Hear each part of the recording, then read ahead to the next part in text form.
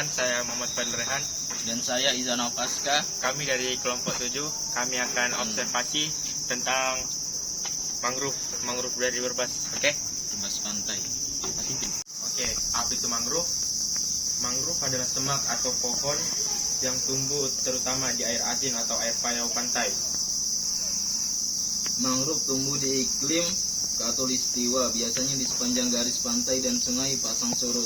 Ya, itu adalah pengertian dari mangrove, ataupun bisa dianggap sebagai bakau, hutan bakau ya teman-teman.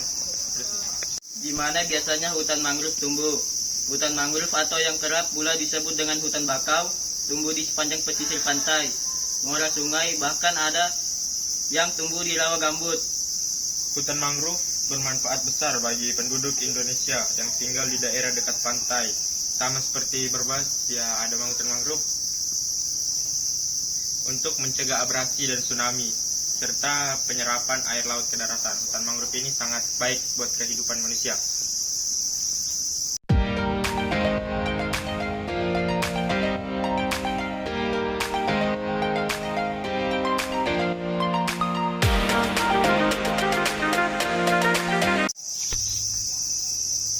Oke, mangrove Berbas Pantai Bontang dikelola oleh pemerintah Kota Bontang. Yang semula tidak terurus, kini mulai dibenahi tampilannya, dipercantik, sehingga kini menjadi integenik. Oke. Konsep kawasan ini juga semakin mengedepankan wisata edukasi untuk para pengunjung. Sesuai namanya, salah satu destinasi wisata favorit Kota Bontang, Kalimantan Timur. Ini menjual ekosistem hutan mangrove para wisatawan. Pohon-pohon bakau yang rimbun bertambah menarik sebab ia berpadu dengan hamparan laut yang luas. Selain mangrove-nya yang bagus,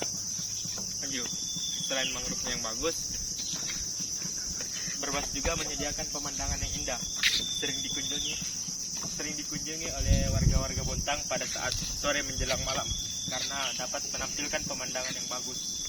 Oh ya, ada juga menurut beberapa penduduk yang kami tanya, katanya mangrove ini mulai dibenahi sejak tahun 2017 dan menjadi indah sejak tahun 2019.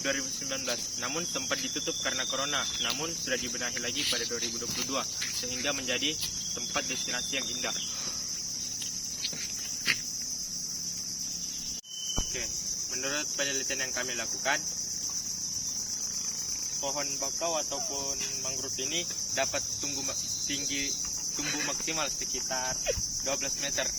Seperti yang dapat kita lihat di sana, sangat tinggi ya teman-teman. Selain pemandangan yang indah, mangrove Berbas juga dapat menyediakan sebagai hiasan untuk jika kita ingin berfoto-foto, kita bisa berdiri di sini.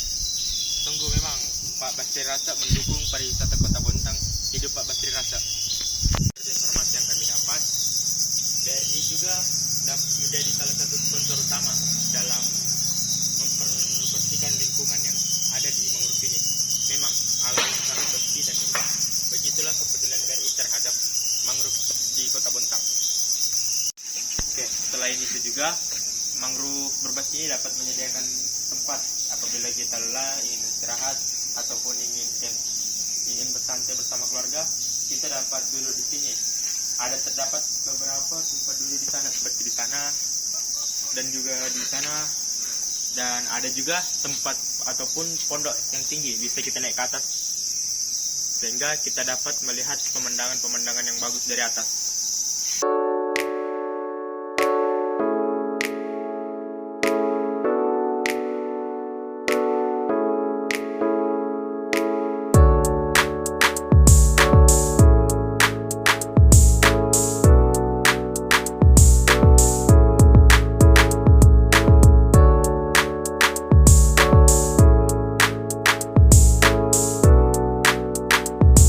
Pemekaran di sini berdiri adanya di TPST. Jadi TPST itu penampungan sampah sementara. Di sini pengelolaan. Di sini dari Kelurahan Gunungkuala, Kelurahan Bontang Baru, Api-Api, Gunung Lei, Tanjung Laut Indah. Di sini mempunyai sampah. Nah, di sini dipilah sama ibu-ibu kerja itu. Itu sampah dari masyarakat dipilah. Nah, hasilnya nanti Di situ ada botol disendirikan, kardus sendirikan, piring telur sendirikan, makan ternak sendiri. Nah, seperti ibu itu tadi itu ibu nasi ini cari makanan ternak namanya makanan dijual. Itu dari Kanaan. Seperti itu aja. Sebagian nanti yang sudah itu jadikan makan makut. Di sini ada makut juga. Tahu makut? Nah, di sini ada, di sana makut. Terus sebagian kalau yang berupa daun dijadikan kompos. Itu. Terus yang bagian plastik, ember-emberan sebagian itu jadikan paving block. Kalau mau lihat paving blocknya, ayo berangkat di gudang. Ini. Di bagian mana itu Bang? Berarti kami yang lengkap. Nah, kalau mau cetakannya di sini. Cetakan di sana. Mau lihat secara detail, apa cuma wawancara aja sama saya aja. Karena saya sini sebagai pengawas, kurang lebih berdirinya TPST ini saya sudah di sini 7 tahun. Jadi dulu kan nggak ada kompeor, setelah ada kompeor ini, sekarang kompeornya juga lagi, itu bagian dari PKT, CSR namanya. Nah terus di sini bukan pengelola sampah aja, namanya ada bank sampah. Ini bank sampah induk. Nah, bank sampah induk di sini seluruh ada cabangnya. Tiap kelurahan ada cabangnya namanya unit bank sampah. Jadi seluruh unit di sini penampungan. Jadi di sini bukan sampah, bukan nggak ada artinya, semua ada artinya, ada manfaatnya. Ada manfaatnya kan? Makanya dari masyarakat sebetulnya kalau ada ini masih panjang hari ini ya, itu nanti kalau bisa penyuluhan itu dipisahkan dari masyarakat sampah. Sampah organik sendiri, dan sampah plastik sendiri itu lebih bagus. Itu nanti kalau sudah dikumpulkan nilainya ada nilai rupiah sendiri. Kalau untuk ikan ya. Makanya kalau saya bukan di sini aja pengawas, kemarin saya ikut bintek di Bali juga gitu. Bagaimana cara mengelola sampah yang baik. Contohnya jadi kota Bali itu provinsi paling padat, tidak ada sampah. Mengelolanya sampai apa itu harusnya masyarakat sadar. Teman-teman, kita kembali lagi ke tempat yang kedua yaitu TPST Salunta. TPST ini adalah tempat pembuangan sampah sementara, di mana sampah-sampah dipilah dan dibagikan sesuai jenisnya. Udah. Di tempat ini sampah-sampah dipilah sesuai jenisnya. Ada yang dari organik, ada yang dari kardus, dan ada yang dari plastik. Nah, sedangkan yang dari dedaunan diolah menjadi pupuk sehingga semua sampah yang ada di sini bermanfaat bagi lingkungan. Tidak ada yang dibuang atau tidak ada yang disalahgunakan.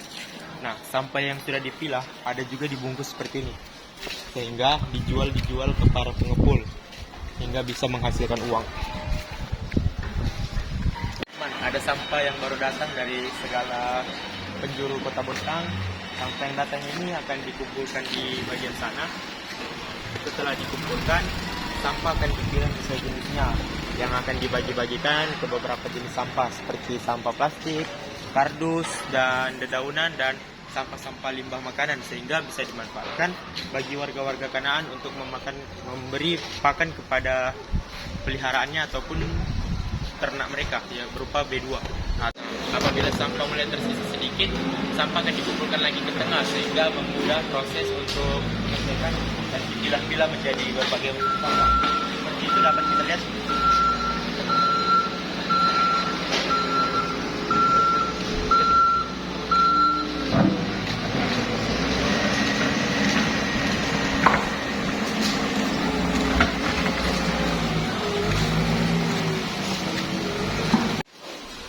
Melalui berbagai macam proses, sampah plastik atau sampah kardus yang sudah dipilah akan ditimbang, sehingga timbangannya nanti dibungkus menjadi persegi seperti itu, sehingga bisa dijual. Dan di tempat ini kita ada namanya bank sampah. Bank sampah ini seperti bank yang mengumpulkan segala macam sampah yang bisa kita tukarkan dengan sampah menjadi uang. Itu di tempat sampah TPST ataupun tempat pembuangan sampah sementara yang ada di BK ini, mereka juga menernak maggot. Maggot itu adalah ulat-ulat kecil yang dijadikan pakan ikan-ikan di sini. Nah, di sini ada ikan koi dan di sebelah sini ada ikan nila. Nah, di dalam sini kata Pak Wawan sebagai kepala store, di sini tuh ada anakan ikan nila yang masih di dalam telur. Jadi belum bisa kita lihat teman-teman. Dan di sini ada juga ikan-ikan yang masih kecil. Konon katanya maggot-maggot itu adalah maggot yang diberikan makan makanan sampah sehingga tumbuh dengan sangat besar dan bisa dimanfaatkan sebagai makanan buat ikan-ikan ini. Sehingga ikan-ikan ini nanti dapat dibudidayakan menjadi lebih banyak dan bisa dijual oleh ke seluruh kota yang ada di Indonesia. Seperti ini contoh maggot-maggotnya. Maggot-maggot ini diberi makan makanan sisa seperti bekas-bekas roti ataupun tahu ataupun makanan-makanan yang sudah tidak layak dikonsumsi. Nah, makanan ini akan diberikan kepada maggot-maggot seperti ini ya. Nah, sehingga maggot-maggot ini bisa kita jadikan makanan buat ikan-ikan di sana. Ayo kita lihat proses pembagiannya. Nah, ini maggotnya dibagikan ke ikan-ikan yang ada di sini. Mereka akan makan dengan sangat lahap. Mereka sangat suka kepada ikan. Nah, seperti itulah simbiosis mutualisme yang kita dapatkan dari sampah-sampah yang tidak layak dikonsumsi lagi diberikan kepada maggot, sehingga maggot nanti ini kita dapat jadikan sebagai pakan bagi ikan-ikan yang ada di sini, sehingga ikan-ikan ini dapat dibudidayakan menjadi lebih banyak dan bisa dikonsumsi ataupun dijadikan ikan hias. Oke teman-teman. Sampah-sampah yang sudah diolah tadi menjadi kompos akan digunakan pada tumbuhan-tumbuhan yang ada di dalam sini. Nah, tumbuhan-tumbuhan ini sudah melalui proses panjang yang diberikan oleh pupuk ataupun kompos-kompos yang diolah dari sampah tadi itu. Nah, itu banyak tumbuhan di sini, teman-teman. Nah, bagi kalian jangan sering buang sampah sembarangan. Buanglah sampah pada tempatnya karena setiap sampah itu memiliki kisah dan keuntungannya masing-masing apabila diolah dengan baik. Oke teman-teman. Sinematik aja, sinematik.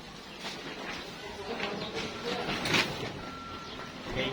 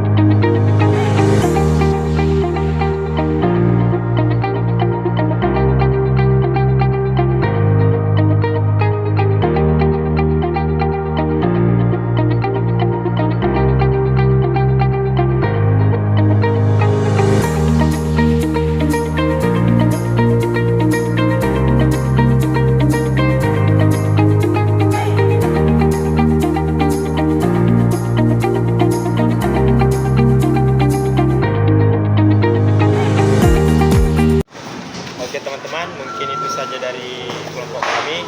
Ada yang berhalangan tidak dapat hadir, maka dari itu janganlah membuang sampah sembarangan, buanglah sampah pada tempatnya sehingga dapat diolah menjadi sampah yang berguna bagi masyarakat. Oke, 3K adalah moto dari tempat sampah ini. Assalamualaikum warahmatullahi wabarakatuh. Nah.